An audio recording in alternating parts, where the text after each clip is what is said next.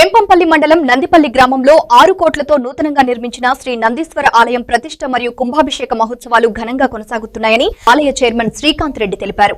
ఈ ఉత్సవాల్లో వేద పండితుల నేతృత్వంలో గణపతి పూజ, యగశాల ప్రవేశం, కలశ స్థాపన, అంకురార్పణ తదితర పూజా కార్యక్రమాలు నిర్వహించబడ్డాయి.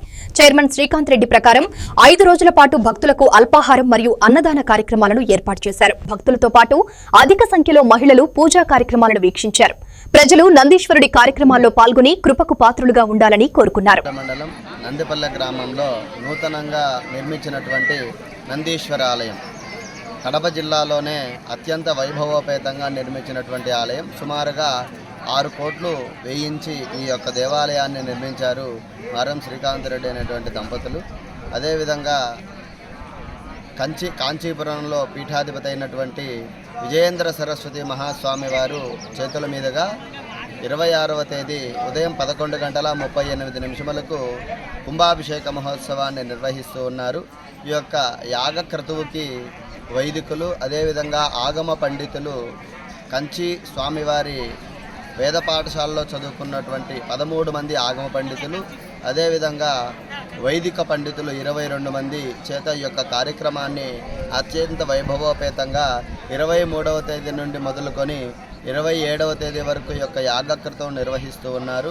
నిన్నటి రోజున మహాగణపతి పూజ, శైవశుద్ధి మహాపుణ్యాహవాచనము, పంచగవ్య ప్రాసన, దీక్షాధారణ, అదేవిధంగా యాగశాల ప్రవేశము, బింబశుద్ధి అనేటువంటి క్రతువులు జరిగాయి. సాయంకాలం పూట యాగశాల యొక్క ముత్సంగ్రహణ, అంకురారోపణ, అదేవిధంగా స్వామివారికి జలాదివాసాంగ ప్రభృతి అనేటువంటి క్రతువులు జరిగాయి. ఇవాళ ఉదయం వాస్తు పూజ, వాస్తు హోమము, వాస్తు బలి, వాస్తు పర్యజ్ఞీకరణం జరుగుతుంది. విశేషంగా అమ్మవారికి ఇవాళ చండీ యాగాన్ని నిర్వహించారు వైదిక పండితులు. అదేవిధంగా ఇవాళ సాయంకాలం ధాన్యాదివాసాంగ ప్రభృతి అనేటువంటి కార్యక్రమం జరుగుతుంది.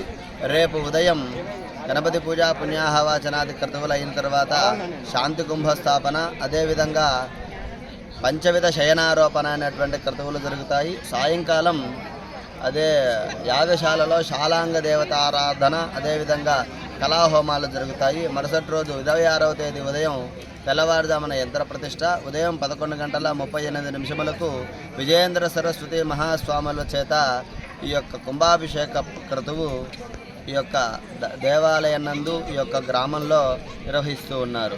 నందిపల్లె గ్రామంలో సుమారుగా 6 కోట్లు వేతనం వెచ్చించి ఈ యొక్క దేవాలయాన్ని నిర్మించడం జరిగింది. కావున అత్యంత వైభవోపేతంగా జరుగుతున్నటువంటి యొక్క కార్యక్రమానికి 50 మంది భక్తులందరూ కూడా వేంచేసి స్వామివారి అనుగ్రహం పొందవలసిందిగా తెలియజేస్తూ ఉన్నాము. ఓం నమః శివాయ.